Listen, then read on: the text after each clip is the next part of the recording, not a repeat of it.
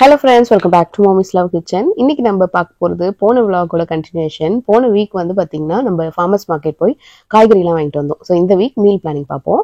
So நைட்டே வந்து பாத்தீங்கன்னா அதாவது சாட்டர்டே நைட்டு பிளாக் பீன் அப்புறம் கொண்டக்கடலை அப்புறம் இட்லி தோசை மாவுக்கு வந்து நான் அரிசி உளுந்து அதுக்கப்புறம் இந்த வாட்டி வந்து கேழ்வரகு தோசை மாவு தான் ரெடி பண்ண போறேன். ஸோ இதெல்லாம் நைட்டே ஊற வச்சாச்சு. இன்னைக்கு சண்டே மார்னிங் வந்து நம்ம ஒரு வேலையா முடிச்சுட்டு நடுவுல வெளியே போயிட்டு திரும்ப வந்து வேலை பார்க்குற மாதிரி தான் இருக்கும். ஸோ எப்பவுமே நான் மீல் பிளானிங் வந்து ஒரு ஹோல் டே நான் எடுத்துக்கவே மாட்டேன், ஸ்பிளிட் பண்ணிப்பேன். ஏன்னா நம்ம ஹோல் டே நம்ம அதுக்கு டெடிகேட் பண்ற மாதிரி ஆயிடுச்சுன்னா நம்மளுக்கு ரொம்ப போரிங்கா இருக்கும். ஸோ இன்ஸ்டன்ட் பாட்ல நம்ம நைட்டே ஊற வச்சு அந்த கடலை எல்லாம் ஒன்னா போட்டு ஒரே டைம்ல வேக வச்சிடலாம். ஸோ கீழே வந்து பிளாக் பீனு தண்ணி தேவையான அளவு உப்பு போட்டிருக்கேன். அப்புறம் நம்மளோட கருப்பு கொண்ட கடலை திரும்ப ஒரு ட்ரிவர்ட் வச்சுட்டு கொஞ்சம் பருப்பு தோரம் பருப்பையும் நான் வேக வச்சுட்டேன். இன்னைக்கு லஞ்சுக்கு வந்து பாத்தீங்கன்னா நான் இப்பவே ஸ்டார்ட் பண்றேன், ஏன்னா வெளியே போக வேண்டியது இருக்கு. ஸோ லஞ்சுக்கு வந்து சுண்டக்காய் போட்டு காரக்குழம்பு அப்புறம் பொடலங்காய் வாங்கியிருந்தோம் இல்லையா, பொடலங்காய் பொரியல் பண்ணிடலான் இருக்கேன். ஸோ சுண்டக்காய் போட்டு புளிக்குழம்பு ஆல்மோஸ்ட் ரெடி ஆயிடுச்சு. ஸோ ஃபர்ஸ்ட் வந்து உளுந்த அரைக்க போட்டேன். ஸோ கொஞ்சம் அதுல வந்து வடைக்கும் சேர்த்து தான் போட்டிருந்தேன். அது வேண்டியதை எடுத்துட்டு நம்மளுக்கு பிரேக்ஃபாஸ்டே வந்து பாத்தீங்கன்னா மெதுவடை அப்புறம் வந்து தேங்காய் சட்னி. ஸோ காலையில வந்து நம்ம கிச்சன்ல நிக்கிற மாதிரி வேலை இருக்கும் போது வந்து பாத்தீங்கன்னா நான் மிச்ச வேலையும் அப்படியே சைட்ல பண்ணிடுவேன். இப்போ இது வந்து என்னன்னு பாத்தீங்கன்னா இன்னைக்கு நைட்டுக்கு வந்து வெள்ளரிக்காய் வச்சு தோசை. ஸோ அரிசி வந்து நம்ம நைட்டே ஊற வச்சிருந்தோம் இல்லையா, அதை வந்து நல்லா அரைச்சு வச்சுட்டேன். இப்போ அது கூட நான் வெள்ளரிக்காவையும் போட்டு மிக்சியில போட்டு ஒரு வாட்டி அரைச்சிட்டு தேவையான அளவு உப்பு போட்டு மிக்ஸ் பண்ணி நம்ம இதை வந்து நம்ம புளிக்க வைக்க வேண்டிய அவசியமே கிடையாது. நைட்டுக்கு வந்து டைரக்டா நம்ம ஊத்திக்கலாம். ஸோ இந்த வெள்ளரிக்காய் தோசை வந்து பாத்தீங்கன்னா ரொம்ப ரொம்ப நல்லா இருந்துச்சு. இதுக்கு தொட்டுக்க வந்து பாத்தீங்கன்னா கொத்தமல்லி சட்னி ரொம்ப நல்லா இருந்துச்சு. நான் அந்த ரெசிபி கூடிய சீக்கிரம் நான் போடுறேன். இப்போ நம்மளுக்கு வந்து அடுத்த வாரத்துக்கு வேண்டிய தோசை மாவு வந்து கேழ்வரகு தோசை மாவும் நல்லா அரைச்சு வச்சாச்சு. இப்போ தேவையான அளவு உப்பு போட்டு இதை புளிக்க வச்சிட்டோம்னா நெக்ஸ்ட் வீக்குக்கு நம்மளுக்கு தோசை மாவு மில்லட்ல நம்மளுக்கு ரெடியான மாதிரி இருக்கும். ஸோ இந்த மாவுல வந்து நீங்க இட்லியுமே பண்ணலாம், அதே மாதிரி தோசையுமே பண்ணலாம். 2 கப்பு இட்லி அரிசி, 2 கப்பு கேழ்வரகு, ஒரு 3/4 கப் அளவுக்கு உளுந்து எல்லாத்தையும் ஊற வச்சு அரைச்சிட வேண்டியதான். ஸோ இப்போ நம்ம வந்து இந்த குக்கர்ல வச்சது எல்லாமே ரெடி ஆயிடுச்சு. இப்போ அதை ஆற வச்சுட்டு நாங்க வந்து பாத்தீங்கன்னா பக்கத்துலயே ஒரு ட்ரெயில் இருக்கு, அதுல வந்து ட்ரெக்குமே பண்ணலாம், இல்ல சைக்கிள் எடுத்துட்டு போய் சைக்கிளுமே ஓட்டலாம். ஸோ இதுதான் நாங்க ஃபர்ஸ்ட் டைம் இந்த இடத்துக்கு வர்றது. ஒரு நல்ல ஒரு 2-3 மைலுக்கு வந்து பாத்தீங்கன்னா அப்படியே ட்ரெக் பண்ற மாதிரி இருக்கும். செம்ம எக்ஸசைஸ் இது உடம்புக்கு. இப்போதான் உங்களுக்கு ஸ்ப்ரிங் ஸ்டார்ட் ஆயிருக்கிறதுனால இந்த இடம்லாம் அப்படியே ஒரு மாதிரி ட்ரையான மாதிரி இருக்கு. ஆக்சுவலா வந்து பாத்தீங்கன்னா ரொம்ப அமைதியான அப்படியே நம்ம எக்ஸ்ப்ளோர் பண்ணி போற மாதிரியான ஒரு இடம் தான். ரொம்ப ஆட்கள் கம்மியா தான் இருந்தாங்க. ஆனா வந்து எனக்கு தெரிஞ்சு சம்மர்ல எல்லாம் இன்னுமே நல்லா இருக்கும்னு நினைக்கிறேன் இந்த இடம். ஏன்னா எல்லா மரத்துலயும் அந்த லீவ்ஸ் எல்லாம் வந்துருச்சு அப்படின்னா ரொம்ப அழகா இருக்கும் இந்த இடம் பார்க்க. ஸோ என் பையனுக்கு வந்து பாத்தீங்கன்னா இந்த மாதிரி மரம் நிறைய பெரிய பெரிய மரங்கள் இருக்கு. ஸோ அதுல அப்படியே போய் ஏறி போய் பிரிட்ஜ் மாதிரி போட்டு வச்சிருக்காங்க. அது வந்து மேல மேல ஏறி போய் அது ஒரு எக்ஸசைஸ் மாதிரி தான் இருந்துச்சு.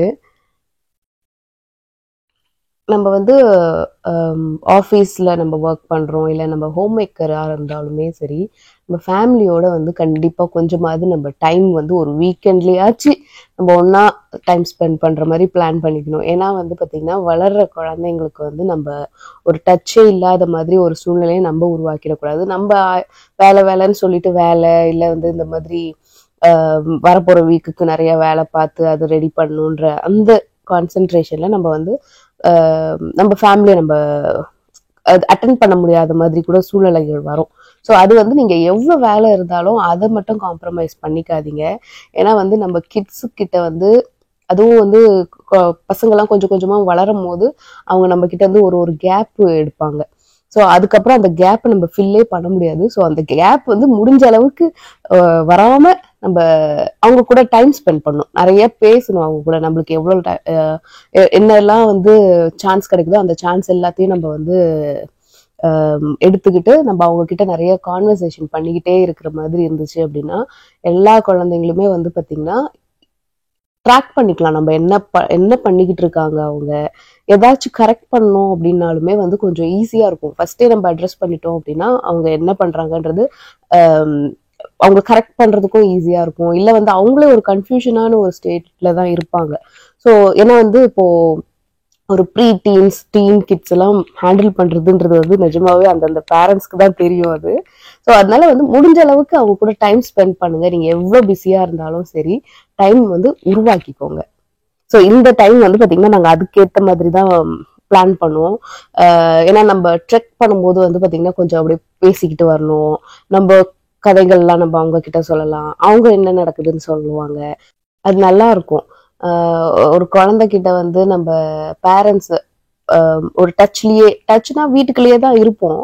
பட் ஸ்டில் வந்து பாத்தீங்கன்னா அந்த பேசுறதுக்கான ஒரு ஸ்பேஸ் நம்ம வச்சிருக்க மாட்டோம். ஏன்னா ஒண்ணு போன் இருக்கும், இல்ல வீட்டுல டிவி ஓடிட்டு இருக்கும், இல்ல அவங்க ஏதாவது ஒரு ஹோம் ஒர்க் அசைன்மெண்ட் அப்படின்னு உட்காந்துட்டு இருப்பாங்க. ஃபர்ஸ்ட் ஆஃப் ஆல் அவங்களுக்கு வந்து கொஞ்சம் கொஞ்சமா இன்ட்ரெஸ்ட் குறையும் பேரண்ட்ஸோட பேசுறதுக்கு. ஸோ அதுக்கெல்லாம் வந்து எனக்கு தெரிஞ்சு நம்ம கொஞ்சம் மெனக்கிட வேண்டியதுதான். ஸோ இந்த வீடியோவை பார்த்துட்டு இருக்கிற வியூவர்ஸ் யாராச்சும் நீங்க வந்து இந்த மாதிரி ரொம்ப பிஸியா இருக்கு, குழந்தைங்களோட டைம் ஸ்பெண்ட் பண்ண முடியலன்னா கண்டிப்பா ஃபர்ஸ்ட் அதை ப்ரையாரிட்டைஸ் பண்ணுங்க. அவங்களோட டைம் ஸ்பெண்ட் பண்றது ஈவன் ஒரு ஹாஃப் அன் ஹவர் 1 hour இருந்தா கூடமே போதும். ஒரு குவாலிட்டி டைம் சொல்லுவாங்க இல்லையா? ஸோ அதெல்லாம் வந்து சான்ஸே கிடையாது. அதனோட எஃபெக்ட் வந்து பாத்தீங்கன்னா நீங்க குழந்தைங்க வளர வளர உங்களுக்கு நீங்க பார்க்க தான் செய்வீங்க.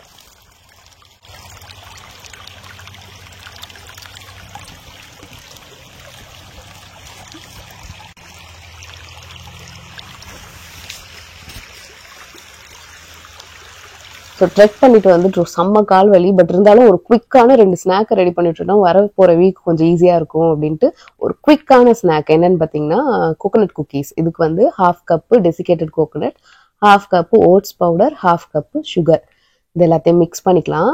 இந்த தேங்காய் பிஸ்கெட் வந்து பார்த்தீங்கன்னா நம்ம சின்ன வயசுல சாப்பிட்ருப்போம் இல்லையா, அதே டேஸ்ட்ல இருக்கும். செம்ம டேஸ்டியா இருக்கும். குவிக்காவே காலியும் ஆயிடும். ஏன்னா அவ்வளோ நல்ல வாசனையா நல்ல அந்த ஒரு சூவியாவும் இருக்கும், நல்லா இருக்கும். ஸோ நெக்ஸ்ட் வந்து ஒரு 1/2 கப் அளவுக்கு பட்டர் மெல்ட் பண்ணியே வச்சுக்கோங்க. இப்போ இது எல்லாத்தையும் மிக்ஸ் பண்ணிப்போம்.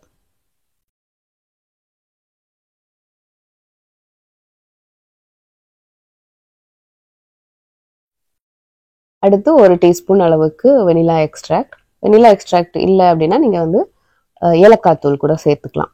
இப்போ இதெல்லாம் மிக்ஸ் பண்ணிட்டு கொஞ்சம் வந்து ஒன்னா சேர்ந்து வரணும். ஸோ அதுக்காக நம்ம வந்து கொஞ்சமா ஒரு 3 இல்ல 4 டேபிள் ஸ்பூன் அளவுக்கு தண்ணியை கொஞ்சம் கொஞ்சமா சேர்த்து அது அப்படியே ஒன்று சேர்ந்து வர அளவுக்கு ரெடி பண்ணிக்கலாம். ஸோ நம்ம ஓட்ஸ் பவுடர் போட்டிருக்கோம் இல்லையா, ஸோ அதனால வந்து கொஞ்ச நேரம் விட்டுட்டோம் அப்படின்னாலுமே தண்ணி தெளிச்சு கொஞ்ச நேரம் விட்டுட்டோம்னாலே அது அப்படியே ஒன்று சேர்ந்து வர மாதிரி வந்துடும். இப்போ நெக்ஸ்ட் வந்து பார்த்தீங்கன்னா நம்ம ஏபிசி பவுடர் பண்ணோம் இல்லையா, அதோட இந்த ஜலிச்சு வச்சிருப்போம்ல, அதெல்லாம் வந்து நட்ஸாவே இருக்கு. ஸோ அதையும் நான் சேர்த்துக்கிறேன். இது வந்து ஆப்ஷனல். உங்ககிட்ட ஏபிசி பவுடர் இருந்துச்சுன்னா டேரக்டா அதுல கூட சேர்த்துக்கலாம். இல்ல வேற ஏதாவது நட்ஸ் பவுடர் இருந்துச்சுனாலுமே நீங்க சேர்த்துக்கலாம். இல்ல நீங்க சேர்க்க வேண்டாம்னு நினைச்சீங்களாலும் அதை நீங்க ஒமிட் பண்ணிக்கலாம். ஸோ இதோட அடிஷ்னல் தான் இது. ஸோ இப்போ நம்ம இன்னும் கொஞ்சம் தண்ணி ஊற்றி, அதாவது ஒரு 1/4 கப்புல இருந்து 1/2 கப் அவ்வளவுதான், அதுக்கு மேல தேவை இருக்காது. பாத்தீங்கன்னா நல்லா அப்படியே ஒண்ணு சேர்ந்து வந்துடும். இது வந்து செய்யறதுக்கு வந்து பாத்தீங்கன்னா மேக்சிமம், அதாவது அந்த ப்ரொசீஜர் வந்து பாத்தீங்கன்னா 5 minutes தான் ஆகும். நெக்ஸ்ட் நம்ம பேக் பண்ற டைமுமே ரொம்ப ஜாஸ்திலாம் இருக்காது. ஸோ இப்போ வந்து நம்ம ஒரு 1 டேபிள் ஸ்பூன் எடுத்து அது அப்படியே நம்ம ஒரு பேக்கிங் ட்ரேல பார்ச்மெண்ட் பேப்பர் போட்டு அப்படியே நம்ம போட்டு இதை பேக் பண்ண போறோம். இதுல நம்ம பேக்கிங் சோடா ஒரு பவுடர் எதுவும் சேர்க்கல. ஸோ இது வந்து ரொம்ப பெருசாலாம் எக்ஸ்பேண்ட் ஆகாது. பட் வந்து டேஸ்ட் வந்து பாத்தீங்கன்னா அல்டிமேட்டா இருக்கும்.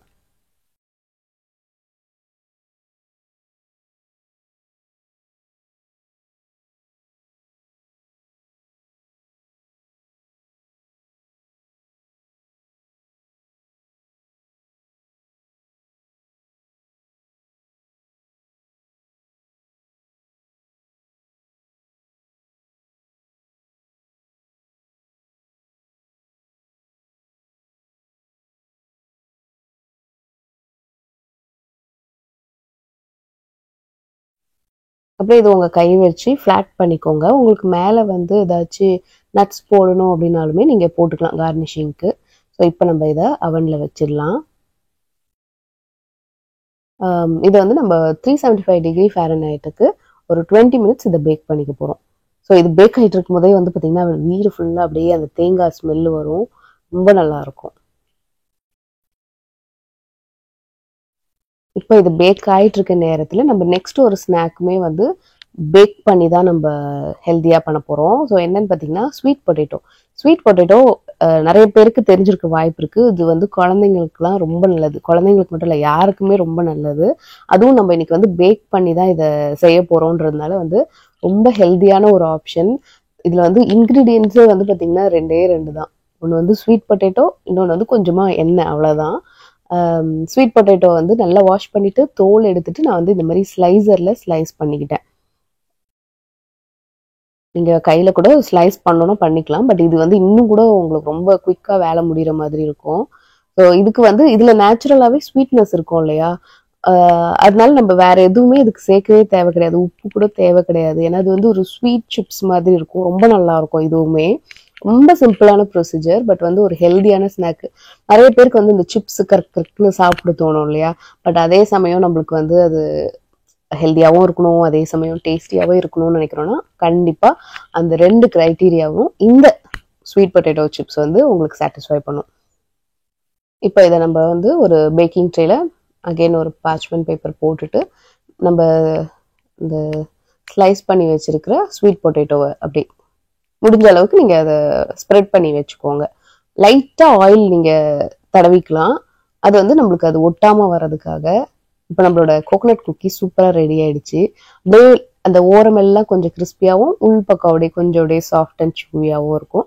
இதுவும் ஆறிட்ட பிறகு ஒரு பாக்ஸில் போட்டு யூஸ் பண்ணிக்கலாம். இது வந்து உங்களுக்கு நல்லா ஆற வச்சுட்டு ஒரு பாக்ஸில் போட்டு யூஸ் பண்ணுறீங்கன்னா கண்டிப்பாக 4-5 நாளைக்கு மேலேயே வரும். இன்னொரு ஒரு பேக்கிங் ட்ரேல நம்ம ஸ்வீட் பொட்டேட்டோ சிப்ஸுமே நான் வந்து பேக் பண்ண வச்சுட்டேன். ஸோ அது வந்து இந்த வீடியோவில் இல்லை. பார்த்தீங்கன்னா 400 டிகிரி ஃபேரன்ஹைட்டுக்கு ஒரு 20 to 25 மினிட்ஸ் இதை பேக் பண்ணோம்னாலே நம்மளுக்கு அந்த சிப்ஸ் வந்து குக் ஆகிடும். சம்டைம்ஸ் உங்களுக்கு வந்து அந்த சிப்ஸ் வந்து ஈவனாக கிறிஸ்பியாக ஆகலை அப்படின்னா நீங்கள் திரும்ப அந்த ட்ரேவை உள்ளே வச்சுட்டு அவனுக்குள்ளே வச்சுட்டு நீங்கள் ஒரு 3 to 4 ஹவர்ஸ் டீஹைட்ரேட் பண்ணிக்கோங்க. ஸோ நம்மளோட சிப்ஸ் கரியாது, அதே சமயம் எல்லாமே வந்து கிறிஸ்பி அண்ட் க்ரன்ச்சியாக இருக்கும். ட்ரை பண்ணி பாருங்க. ஸோ இந்த விலாகை நம்ம இதோட ஸ்டாப் பண்ணிக்கலாம். இந்த வீடியோ உங்களுக்கு பிடிச்சிருந்துச்சுன்னா மறக்காம நம்ம சேனலை லைக் பண்ணி ஷேர் பண்ணி சப்ஸ்கிரைப் பண்ணிடுங்க. மாமிஸ் லவ் கிச்சனோட எப்போதுமே இணைஞ்சே இருங்க. நம்ம சேனலை நீங்கள் இன்ஸ்டாலையும் ஃபேஸ்புக்கில் கூட ஃபாலோ பண்ணலாம்.